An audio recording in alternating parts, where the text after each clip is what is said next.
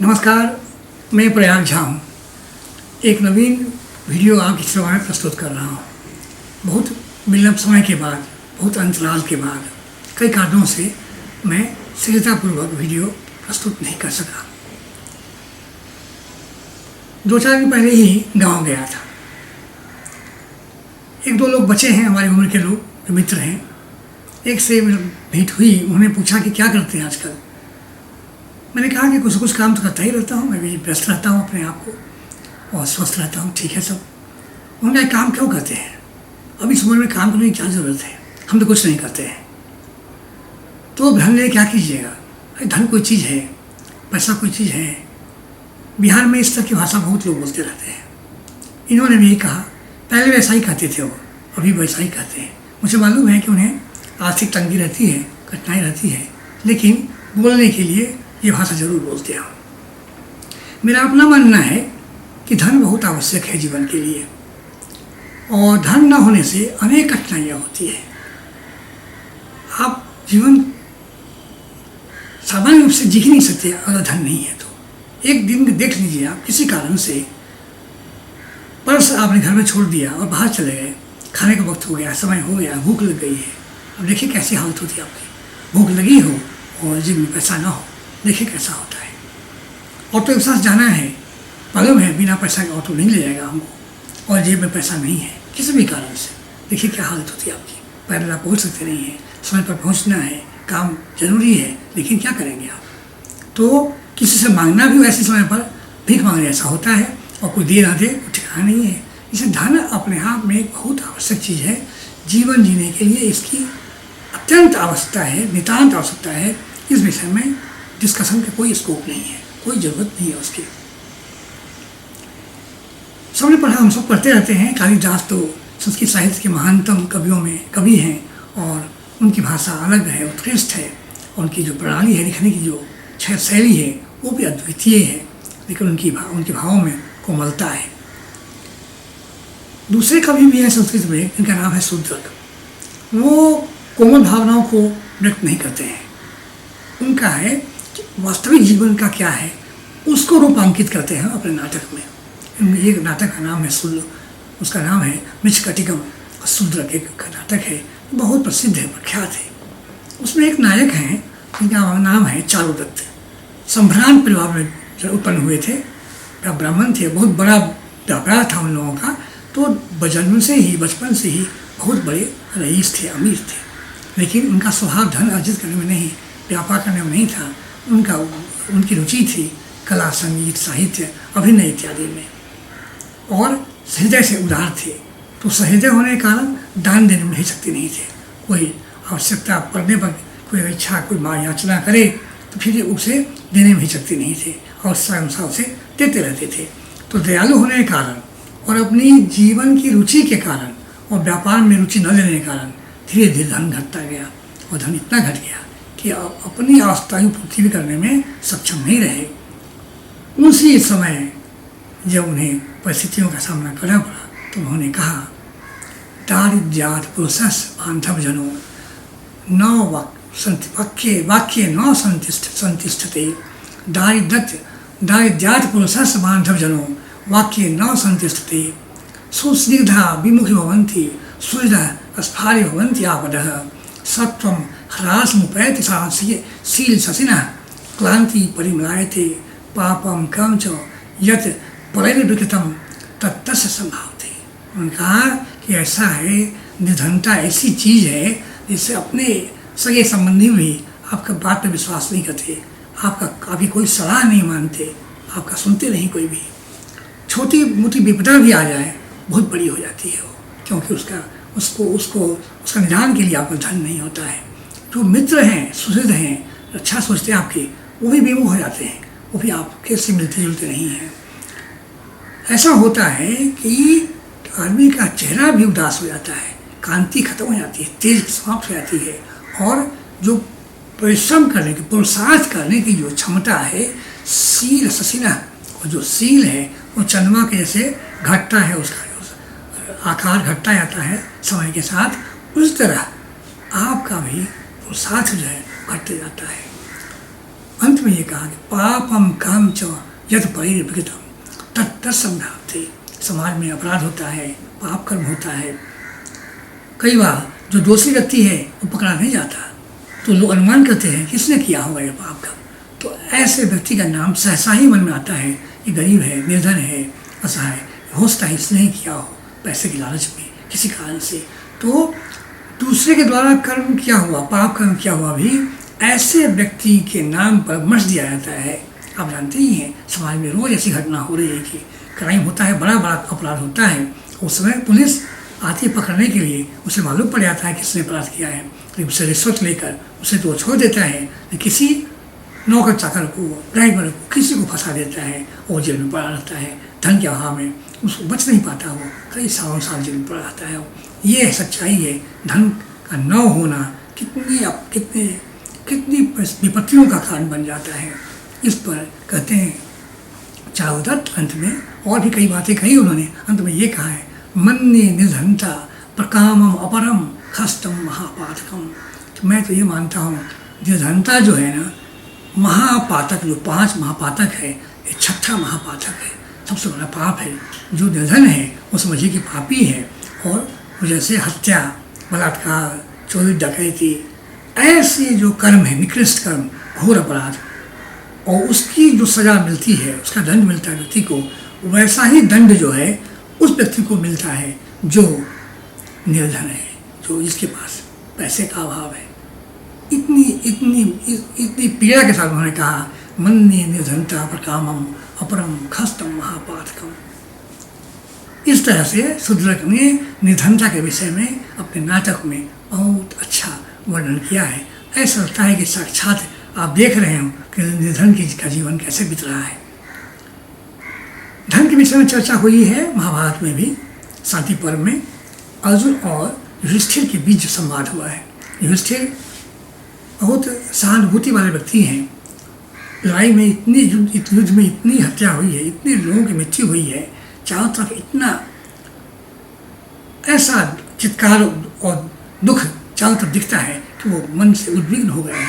वो चाहते नहीं रावण नहीं, वो चाहते राजा मैं नहीं बनूंगा, मैं जंगल में जाता हूँ, ब्राह्मण की तरह भिक्षा खाऊंगा मैं, लेकिन राजा नहीं बनूंगा मैं। इतना दुख, इतना दर्द, इतनी पीड़ा मैं देख नहीं सकता।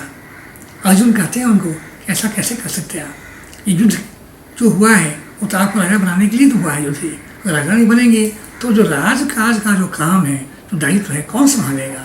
इतनी विधवाएं जो हो गई है, दोनों पक्षों में सेना, महारथी, रथी सभी लोग मारे गए हैं, सबकी पत्नियां हैं, सारी विधवाएं हैं, अनेक हैं, कितने लाखों विधवाएं हैं, उनकी देखभाल कौन करेगा।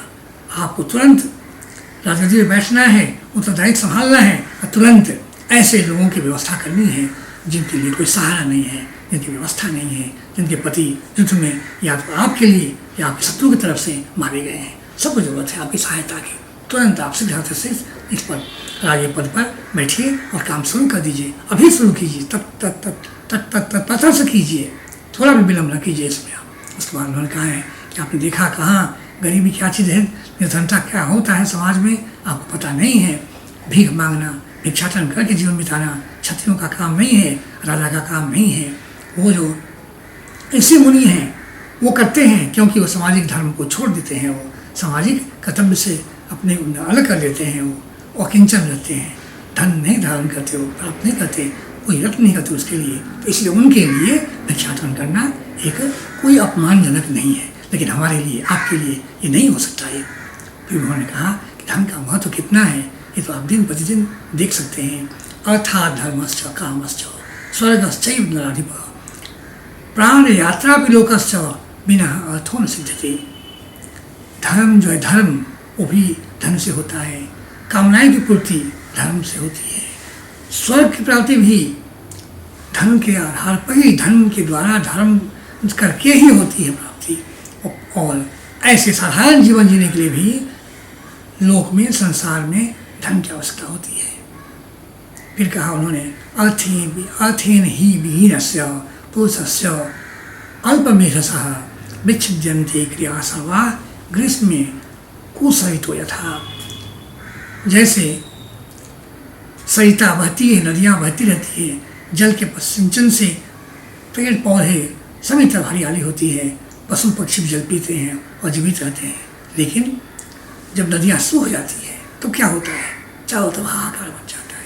तो कहते हैं कि जब जहाँ धन नहीं है, जिस समाज में लोगों का धन नहीं है, उस समाज में इस तरह से ही विषन्नता आती है जैसे ग्रीष्म ऋतु में नदियों के सूखने से आती है। और जो पुरुष समझदार नहीं है, विवेकशील नहीं है और उनका वित्त भी नहीं है, तब क्या होता है, उनके सारे प्रयास निष्फल हो जाते हैं, व्यर्थ हो जाते हैं।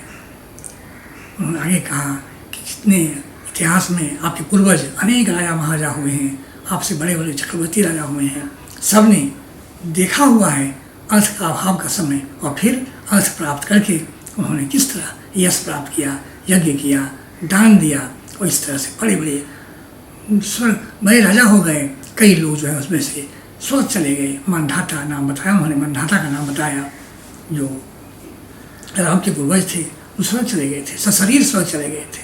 तो इस तरह से लोग अपने दान पुण्य और अपनी प्रतिष्ठा बढ़ाकर उन्होंने प्राप्त किया है।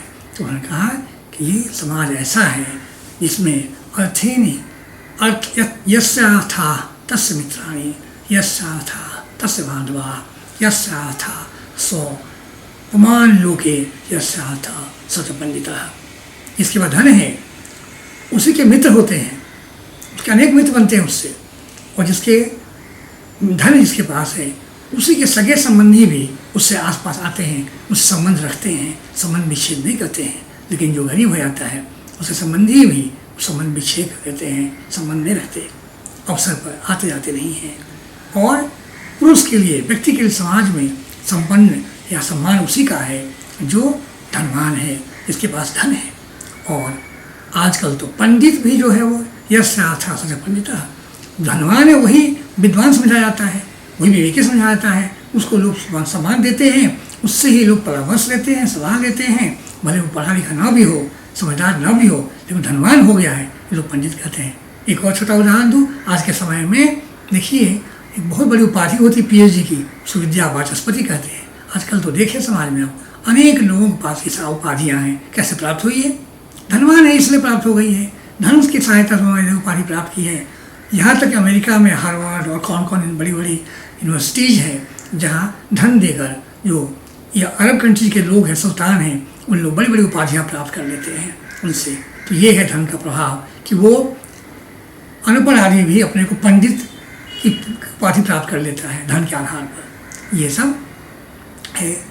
तो उस तरह उन्होंने समझाया अपने बड़े भाई को कि इस तरह से जो आप बैठे हैं उदास होकर और दुखी होकर, उससे बाहर निकलिए, जल्दी से जल्दी राजगद्दी संभालिए और अपना कर्तव्य निर्वाह शुरू कीजिए।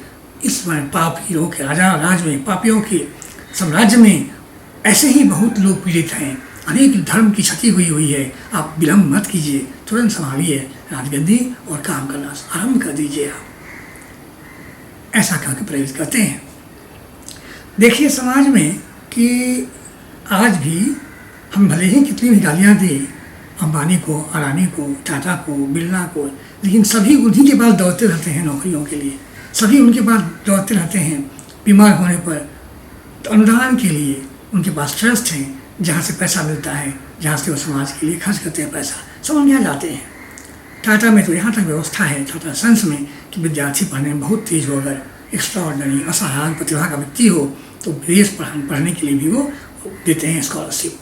ये सब अनेक जो बड़े बड़े उद्योगपति हैं, सब ने संस्थाएं बना रखी है जिसके द्वारा समाज कल्याण में काम किया जाता है। समाज के कल्याण के लिए, दूसरे की सहायता के लिए अनेक तरह के काम किए जाते हैं। देखिए सारे लोग नौकरियाँ उनके ही करते हैं, तो उनसे करोड़ लाखों लोग की जीविका उनके द्वारा ही चलती है। तो हमें तो लगता है कि आर्थिक विकास के लिए हमें 2 अंबानी और अडानी एक क्यों, यहाँ तो कम से कम 50 होना चाहिए।